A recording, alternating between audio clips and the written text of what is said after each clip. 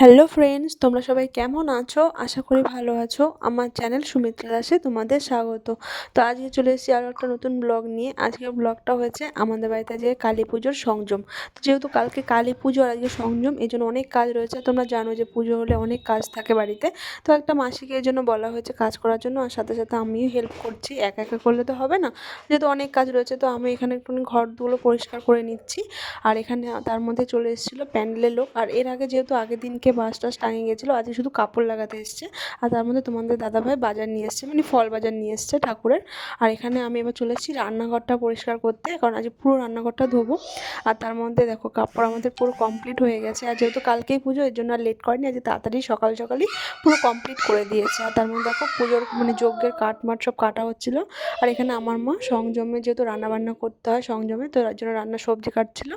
আর ঘরের কাজ যেহেতু কমপ্লিট, তো আমি এর জন্য বাইরে উঠোনটা আর কি জল দিয়ে ধুয়ে দিয়েছিলাম, ঝাঁটা দিয়ে একদম পুরো পরিষ্কার করে।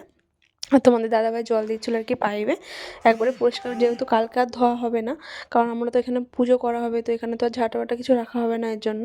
আর এখানটায় দেখো আমাদের মোটামুটি মানে ঠাকুর ঘরে অনেক বাজার চলে এসছে কালকের আর কি। তো এখানে তোমাদের দাদাভাই আবার কাজে লেগে পড়েছে। এখানে যে পাথরগুলো ছিল ওগুলো গুছিয়ে আমরা চলে গেছিলাম হচ্ছে গিয়ে গঙ্গায় স্নান করতে। আর সত্যি অনেকটাই লেট হয়ে গেছিলো, প্রায় আমাদের বাড়ি থেকে বেরোতে বেরোতে পুরো 2টো বেজে গেছিলো, 2টো আড়াইটা বেজে গেছিলো। আর দেখো আমরা এসেছি এইখানটায়, ঘাটটা আমার ঠিক নামটা মনে নেই। তো এই ঘাটে এসেছিলাম, কিন্তু এই ঘাটে আমরা স্নান করিনি, কারণ কি এখানটায় না ড্রেস চেঞ্জ করার কোনো জায়গা ছিল না, এই জন্য আমরা আবার ঘুরে চলে গেছিলাম হয়েছে কি রানীর ঘাটে। তো রানীর ঘাটে গিয়ে আমরা স্নান করব। আর এখন দেখো সত্যি বলতে আমাদের টাইম তোমাদেরকে দেখাচ্ছি, 3:30-এর ওপরে বেজে গেছে। আর বুঝতে পারছো এই টাইমটা কতটা ঠান্ডা লাগে, কিন্তু স্নান তো এখন করতে হবে ঠান্ডার মধ্যে। তো স্নান টান করে আমাদেরকে এই ঠাকুমা তিলক পরিয়ে দিচ্ছিল, তো যেগুলো গঙ্গার পাড়েই ছিল। আর তারপরে আমার পরা হয়ে গেছিলো, তারপর তোমাদের দাদাভাইকেও পরিয়ে দিচ্ছিল তিলক। তো আমরা বলছিলাম যে দেখি কেমন লাগে আমাদেরকে তিলক পরে, অনেকদিন আমরা তিলকও পরিনি। আর সত্যি কথা তিলক তো আমাদের পরা হয় না। দেখো তিলক পরে আমাদের দুজনকে কেমন লাগছে জানিও তোমরা।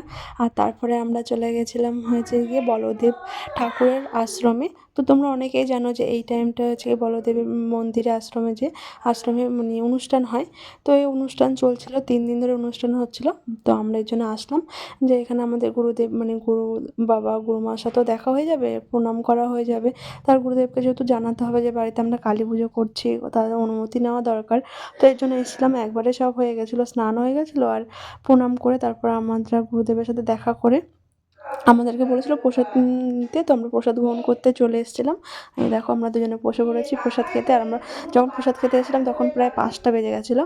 দিয়ে আমরা যাওয়ার সময় একবারে বাড়িতে যেহেতু ফুল লাগবে পুজোর মানে সাজানোর জন্য, তো ফুল নিয়ে নিচ্ছিলাম।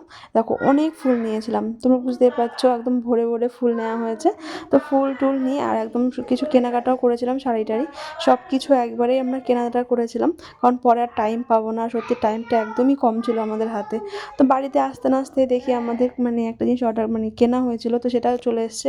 এটা হয়েছে গিয়ে চিমনি। আমাদের বাড়িতে তো চিমনি ছিল না, তো অনেক দিন ধরে চিমনি কিনবো কিনবো করছিলাম। তো ফাইনালি আমাদের চিমনি কেনাটাও হয়ে গেছে, কারণ কি আমাদের যেহেতু ঘরে রান্না করি, তেল পড়ে পড়ে রান্নাঘরটা একদম মানে বুঝতে পারছো দেয়ালটা পুরো খারাপ হয়ে যাচ্ছিলো। তো এর জন্য আর কি চিমনিটা নেওয়া হয়েছে। তো কিন্তু আমি বললাম যে তাহলে আজকেই বাড়িতে লাগিয়ে দিয়ে যেতে কুশিনাটা। বললো না এখন তো হবে না, যে মিস্ত্রি সে আজকে আসেনি, সে কালকে এসে লাগিয়ে দিয়ে যাবে। তো আমরা এর জন্য ভাবছিলাম কি হবে, কালকে তো পুজো। আর তার মধ্যে দেখো আমি তো বলেছিলাম যে পুজোর কেনাকাটা করেছিলাম, মানে শাড়ি টাড়ি কিনেছিলাম। এটা হচ্ছে তোমাদের দাদাভাইয়ের পাঞ্জাবি।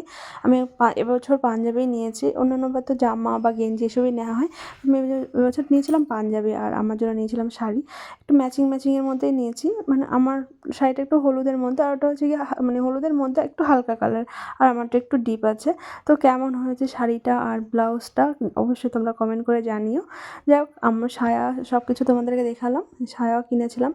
আর তারপরে হয়েছে গিয়ে আমরা রাতেরবেলা ফুল দিয়ে মালা সাজাবো আর কি, মানে এখানটায় যেখানটা ঠাকুর রাখা হবে, তো সেখানটা আমরা সাজাচ্ছিলাম। আর সাজাতে সাজাতে না অনেকটাই রাত হয়ে গেছে। দেখো তোমাদেরকে আমি টাইমটা দেখাচ্ছি, প্রায় একটা দেখো 12টা 50 হয়ে গেছে। আর সত্যি কথা বলতে আমরা শুয়েছিলাম রাতেরবেলা প্রায় মানে 2টোর সময়, তখনও কমপ্লিট হয়নি বলে। আর দেখো কত ফুল এখনও বেঁচে আছে, বুঝতেই পারছো যে এখনও সাজানো অনেকটাই বাকি। তো এখানে মোটামুটি যেখানটা ঠাকুর রাখা হবে এখানে কিছুটা কমপ্লিট হয়েছে, আর বাড়ির গেটে মেটে কিচ্ছু করা হয়নি। তো কেমন হয়েছে এখানে সাজানোটা অবশ্যই জানিও। আবার আসবে নতুন ভিডিও নিয়ে, বাই।